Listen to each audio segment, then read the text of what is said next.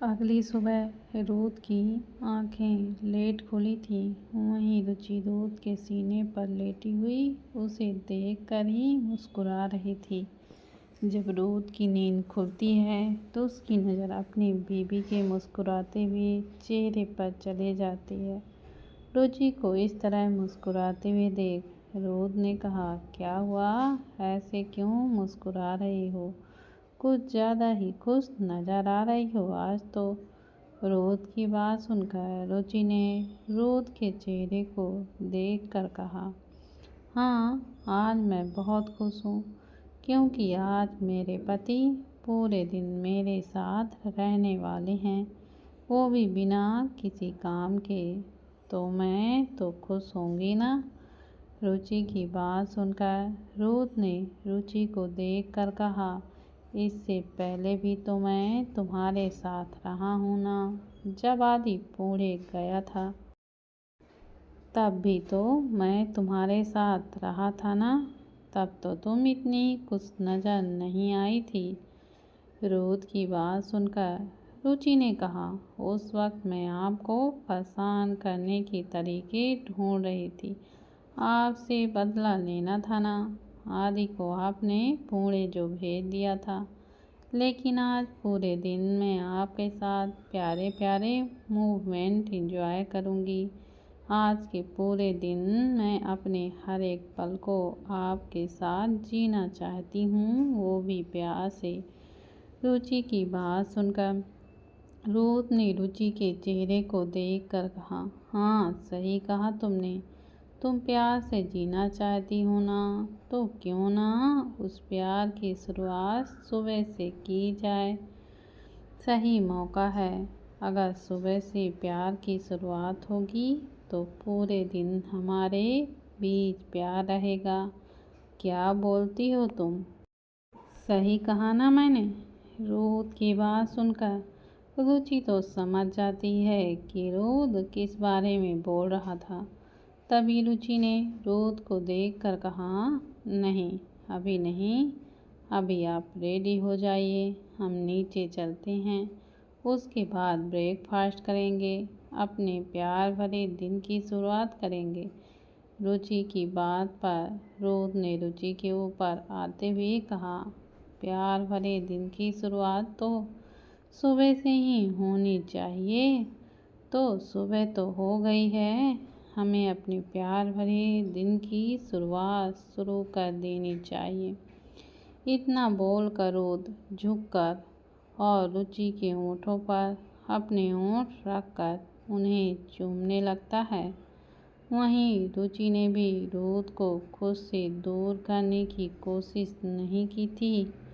रुचि के हाथ रुद्र के बालों को सहला रहे थे और वो भी रुद्र को पूरी तरह से फैसिनेट होकर किस कर रही थी।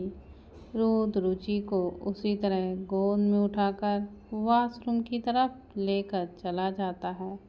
लगभग 1 घंटे बाद दोनों रेडी होकर नीचे पहुंच जाते हैं। रुद्र को कैजुअल कपड़ों में देखकर पार्थ ने कहा, रुद्र, क्या तुम ऑफिस नहीं जा रहे हो? पार्थ की बात सुनकर रुद्र ने मना करते हुए कहा, नहीं, आज मैं ऑफिस नहीं आ रहा। आज मैं पूरे दिन घर पर ही रहूँगा। अगर कोई काम हो तो तुम मुझे कॉल कर लेना। रुद्र की बात सुनकर रुचि ने रुद्र को घूरते हुए कहा, आपने तो कहा था ना कि आप बिना किसी काम के मेरे साथ रहने वाले हो, लेकिन अब पार्थ भाई को बोल रहे हो कि काम हो तो कॉल कर लेना। ये क्या बात हुई? रुचि की बात सुनकर रुद्र ने अपनी आंखें बंद करके पार्थ की तरफ देखकर कहा, तुम मुझे कॉल मत करना। जो भी प्रॉब्लम होगी ना, मैं कल देख लूँगा, ओके? रुद्र की बात सुनकर पार्थ अपना सिर हिला देता है और फिर वो लोग ब्रेकफास्ट करके ऑफिस के लिए निकल जाते हैं। वहीं रुद्र रुचि को लेकर महान गार्डन की तरफ चला जाता है। वहीं दूसरी तरफ सिंघानिया हाउस में मीरा इस वक्त डाइनिंग टेबल पर बैठे हुए थे और उसके साथ राज भी बैठा हुआ था। राज ने मीरा को देखकर कहा, क्या हुआ बच्चा, तुम ब्रेकफास्ट क्यों नहीं कर रही हो? अपना ब्रेकफास्ट फिनिश करो, फिर तुम्हें दवाइयाँ भी तो लेनी है ना। राज की बात सुनकर मीरा ने उसे देखकर कहा, नहीं भाई, मुझे दवाई नहीं लेनी, मैं एकदम से ठीक हूँ।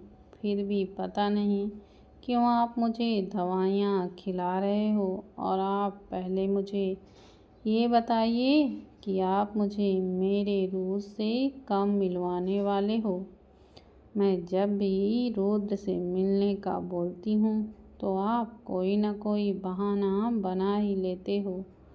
मुझे रुद्र से मेरे मिलना है, वो भी आज ही, तभी मैं खाना खाऊंगी, वरना मैं कुछ भी नहीं खाऊंगी।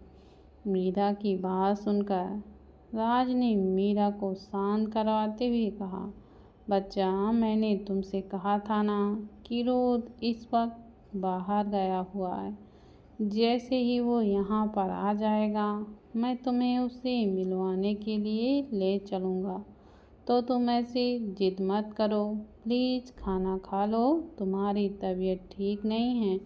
डॉक्टर अंकल ने कहा था ना कि तुम्हारी तबीयत ठीक नहीं है, फिर भी तुम दवाई खाना खाने से मना कर रही हो। प्लीज़ बच्चा, मेरी बात मान लो।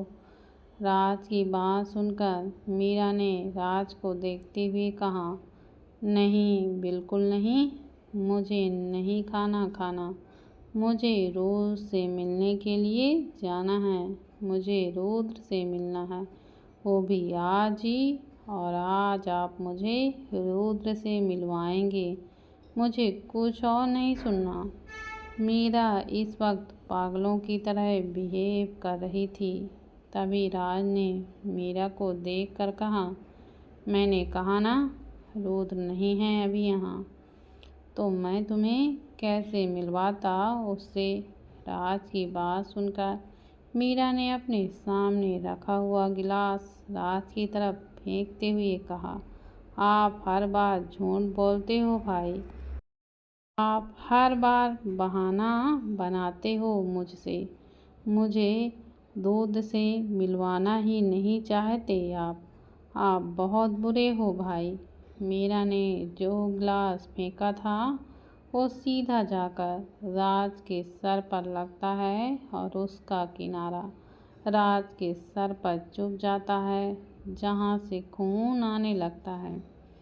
तभी राज ने मीरा के पास जाकर उसे शांत कराते हुए कहा, बच्चा, ऐसा नहीं है, मैं तुझे रुद्र से ज़रूर मिलवाऊंगा, लेकिन अभी वो सच में यहाँ पर नहीं है। मैं आज रुद्र से बात करता हूँ और उससे पूछता हूँ कि वो मुंबई कब तक आ रहा है, फिर मैं तुझे लेकर उसके पास चलूँगा, ठीक है?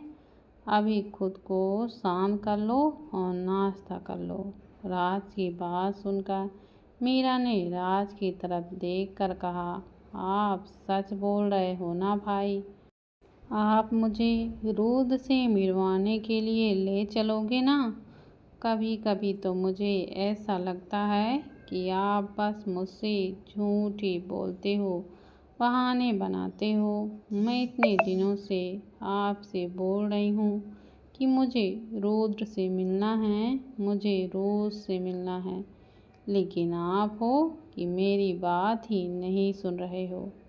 आप मुझे यहाँ से भी लेकर चले गए और जब वापस आए हैं तब भी आप मुझे रुद्र से नहीं मिला रहे। मीरा की बात सुनकर राज ने मीरा के हाथ को अपने हाथ में लेकर कहा, मैं तुझे रुद्र से ज़रूर मिलवाऊंगा, लेकिन फ़िलहाल तुम नाश्ता करो।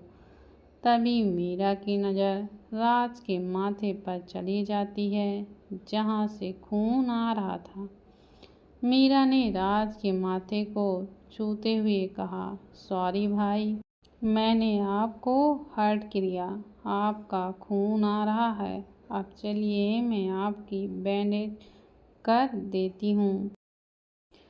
पता नहीं मुझे इतना ज़्यादा क्यों गुस्सा आ गया कि मैंने आपको हर्ट कर दिया। मैं आपको हर्ट नहीं करना चाहती थी भाई। मीरा की बात सुनकर राज ने मीरा के गाल को सहलाते हुए कहा, आई नो बच्चा कि तुम मुझे हर्ट नहीं करना चाहती थी, इसलिए तुम्हें ज़्यादा सोचने की ज़रूरत नहीं है। मैं खुद ही बैंडेज कर लूँगा। ये मामूली सी चोट है, ठीक हो जाएगी। तुम ब्रेकफास्ट करो, ओके? राज की बात सुनकर मीरा हाँ में सर हिला देती है और फिर चुपचाप से अपना नाश्ता करने लगती है। वहीं राज मीरा को ब्रेकफास्ट करते हुए देख कर एक गहरी सांस लेता है और फिर वो भी जाकर अपनी चेयर पर बैठ जाता है और फिर मीरा को देखकर अपना ब्रेकफास्ट करने लग जाता है। वहीं दूसरी तरफ ऑफिस में पार्थ और प्रथम के सामने एक आदमी खड़ा हुआ था। उसके हाथ में एक फाइल थी। आदमी ने उस फाइल को प्रथम के हाथों में पकड़ाते हुए कहा, बॉस, यह उस मीरा की फाइल है।